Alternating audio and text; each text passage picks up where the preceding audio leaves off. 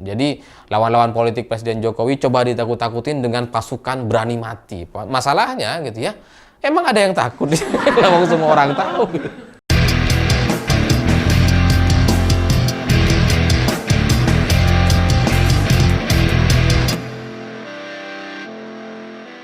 Selamat malam semuanya. Dalam beberapa hari terakhir ini rame sekali isu soal pasukan berani mati yang katanya siap untuk membela kehormatan Presiden Jokowi dan keluarga. Menurut klaim Sukodigdo Wardoyo gitu ya, saya nggak tahu dia ini siapa. Ini anggotanya berjumlah 20.000 orang dan 20.000 orang ini katanya akan siap untuk masuk ke Jakarta untuk melakukan apel siaga pada tanggal 22 September mendatang untuk menunjukkan bahwa pasukan berani mati ini siap untuk membela Presiden Jokowi dan keluarga.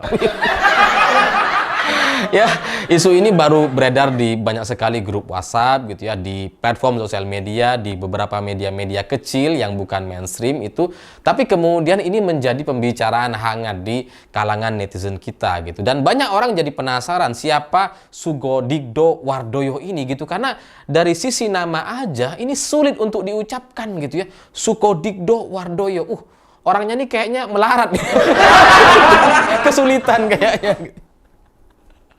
Ya karena kalau untuk melakukan aksi unjuk kekuatan bahwa Presiden Jokowi masih dibela oleh banyak orang di tengah-tengah isu yang sedang menerpa keluarganya hari ini gitu ya, itu kan bagi saya itu sia-sia gitu, karena isu seperti Blok Medan, jet pribadi, dan kemudian akun Fufu Fafa milik Gibran gitu ya, yang dicurigai milik Gibran, itu kan tidak bisa diselesaikan dengan aksi atau apel siaga unjuk kekuatan seperti ini. Yang harus mereka lakukan, keluarga Jokowi ini lakukan, ya klarifikasi, hadapi para wartawan itu dan kemudian jawab semua pertanyaan yang muncul. Itu solusinya gitu, bukan kemudian unjuk kekuatan, ada relawan puluhan ribu orang siap berani mati membela Presiden Jokowi. Apa coba?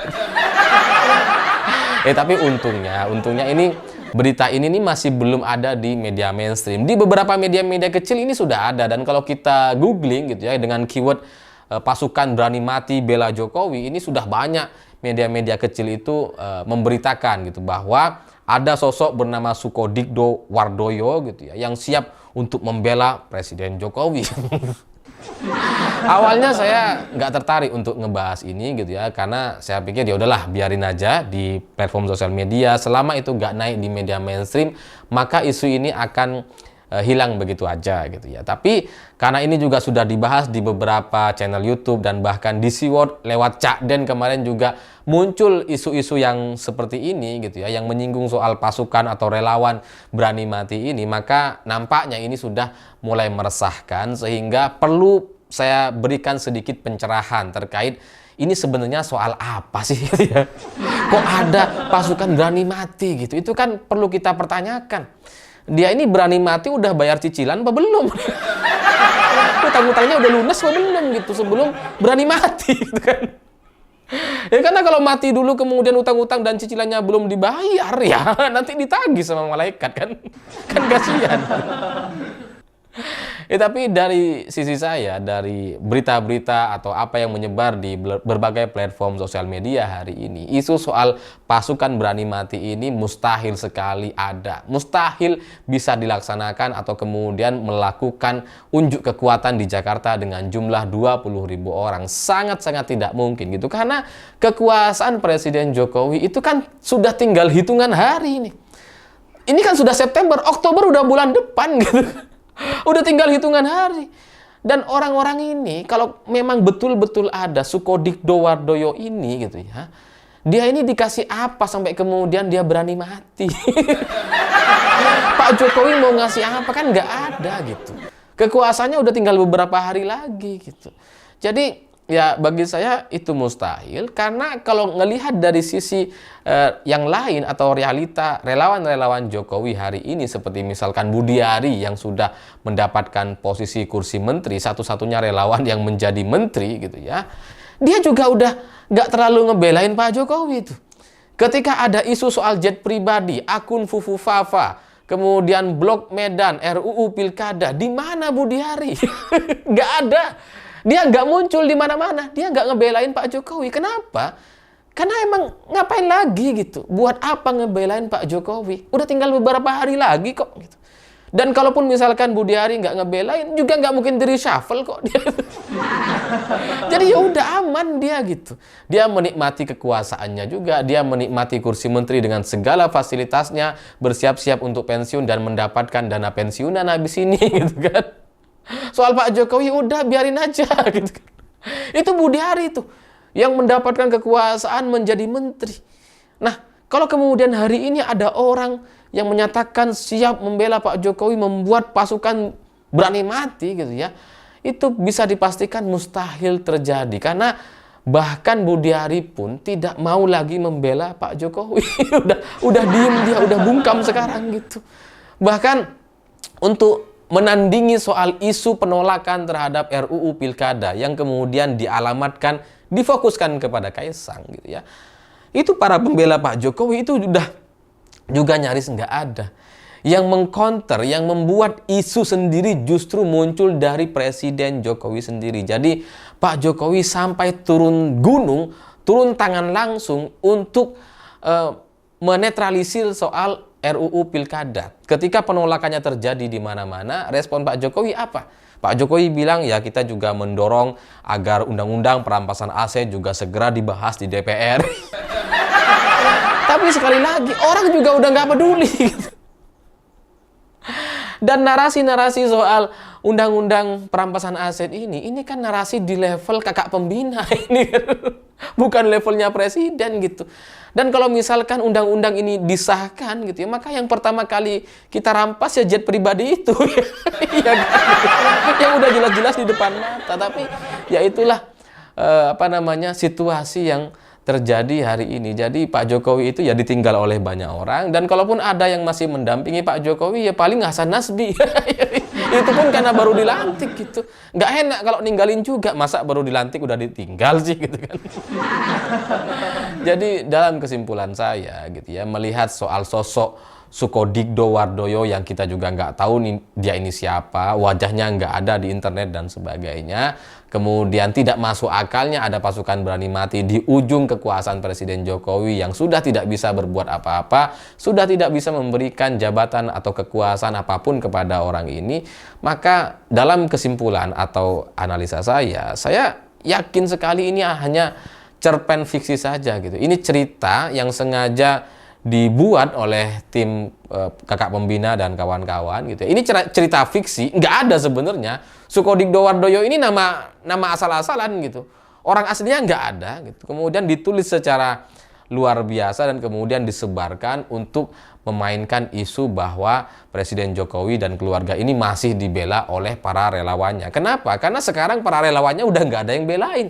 Itu maksud dan tujuannya gitu. Ketika bahkan Budi Ari nggak belain, ya gimana caranya untuk kemudian membuat Pak Jokowi itu masih tetap terlihat didukung oleh banyak orang. Munculin cerita-cerita fiksi kayak gini gitu.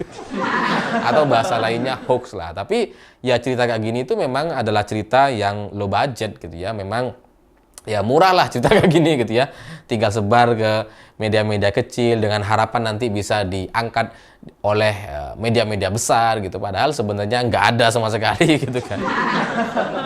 Jadi ini adalah situasi di mana Pak Jokowi ditinggal oleh banyak orang, oleh para pendukungnya. Sudah tidak ada lagi yang bisa mendukung dia. Makanya kemudian dimunculkan cerita-cerita semacam ini. Karena biasanya ketika Presiden Jokowi masih berkuasa, ketika masih didukung oleh banyak orang, punya kelompok relawan yang sangat militan, biasanya gitu ya, ketika ada isu negatif sedikit saja soal Presiden Jokowi dan keluarga, biasanya itu survei-survei langsung memunculkan angka-angka yang sangat-sangat fantastis gitu. Yang 80% masyarakat puas dengan pemerintahan Presiden Jokowi. Biasanya gitu ya. Ini sekarang nggak ada, nggak tahu. Entah karena dana presiden udah nggak ada, udah habis gitu ya, atau mereka keluarga Pak Jokowi lagi hemat-hemat, deg-degan jelang lengser ini kita nggak punya duit nih. Makanya hemat-hemat atau nggak mau bayar survei lagi gitu ya. Atau yang terakhir bahkan lembaga survei pun udah nggak ada yang mau untuk membuat survei terkait kepuasan masyarakat kepada kepemerintahan Presiden Jokowi. Jangan-jangan para lembaga survei juga udah nggak mau tuh untuk muncul diberitakan di media bahwa mereka masih menemukan masyarakat 80% atau 90% masyarakat puas dengan kinerja presiden. Kayaknya udah nggak ada lembaga survei yang mau tuh. Bahkan lembaga-lembaga survei yang kecil-kecil, yang tidak populer, yang tidak dikenal sebelumnya pun kayaknya sudah enggan atau nggak mau untuk menjadi tameng keluarga Presiden Jokowi. Untuk ngebersihin kotoran-kotoran isu yang sebelumnya sudah membuat keluarga Pak Jokowi ini sangat-sangat ternoda gitu. Jadi ya di tengah situasi yang seperti ini, nggak ada lembaga survei yang bisa dimunculkan, nggak ada kelompok relawan, bahkan si menteri relawan yang jadi menteri pun dia nggak ngebelain gitu. Nggak ngebelain keluarga Pak Jokowi. Kaisang ya ditinggal sendiri gitu dengan isunya, terus kemudian Blok Medan juga nggak ada yang belain gitu. Maka ya satu-satunya cara solusi untuk coba untuk tetap merasa dia dibela adalah memunculkan cerpen-cerpen fiksi yang bernama Sukodikdo Wardoyo. Selain untuk memunculkan soal kewibawaan, soal didukung oleh banyak orang dan sebagainya, mungkin ini juga bagian dari upaya untuk nakut-nakutin kekuatan lawan, ya, nakut-nakutin lawan. Jadi lawan-lawan politik Presiden Jokowi coba ditakut-takutin dengan pasukan berani mati. Masalahnya gitu ya, emang ada yang takut? Lawang semua orang tahu. Dan melihat tidak ada satupun media yang percaya, media mainstream yang hari ini percaya kepada cerita Sukodikdo Wardoyo atau pasukan berani mati ini menunjukkan bahwa bahkan media hari ini pun tidak lagi tertarik dengan pembelaan-pembelaan terhadap keluarga Presiden Jokowi. Yang sebelumnya kadang sangat intens, sangat banyak sekali pemberitaan-pemberitaan terkait kelompok relawan dan sebagainya gitu ya. Sekarang udah sangat-sangat berkurang. Makanya yang muncul-muncul ke media itu hanya sisa-sisa saja gitu. Relawan-relawan yang selama ini nggak punya panggung, nggak punya tempat, sekarang muncul di media gitu. Yang sebelumnya nggak punya kesempatan atau waktu karena relawan-relawan Jokowi kan masih banyak gitu ya, antreannya banyak. Nah sekarang setelah relawan-relawan Jokowi ini banyak yang mundur, PDI Perjuangan juga sudah tidak mendukung dan sebagainya, maka sisa-sisa relawan seperti Noel, kemudian siapa kemarin itu muncul ke permukaan untuk membela Pak Jokowi. Tapi pada akhirnya mereka juga nggak akan mendapatkan apa-apa gitu. Jadi ya atas cerita atau karangan fiksi dari Sukodikdo Wardoyo ini kita sebaiknya santai-santai saja bahwa Indonesia nggak akan terjadi apa-apa. 22 September nggak akan ada apel besar-besaran atau apa, karena pada akhirnya Pak Jokowi sudah tidak didukung oleh siapa-siapa. Jangankan relawan atau orang-orang biasa, bahkan di kalangan elit pun hari ini sudah nggak ada yang memandang keluarga Pak Jokowi. Sehingga ketika ada masalah, ada isu, kemudian menerpa keluarga Presiden, yang ngebelain itu udah hampir nggak ada gitu. Bahwa kemudian KPK batal memeriksa dan sebagainya itu hanya soal waktu saja gitu ya. Kalau tekanan isu ini terus menguat di publik, ya saya sangat yakin bahwa isu ini akan terus berlanjut setelah 20 Oktober setelah Pak Jokowi tidak lagi punya power. Saya pikir itu. Terima kasih sudah menonton.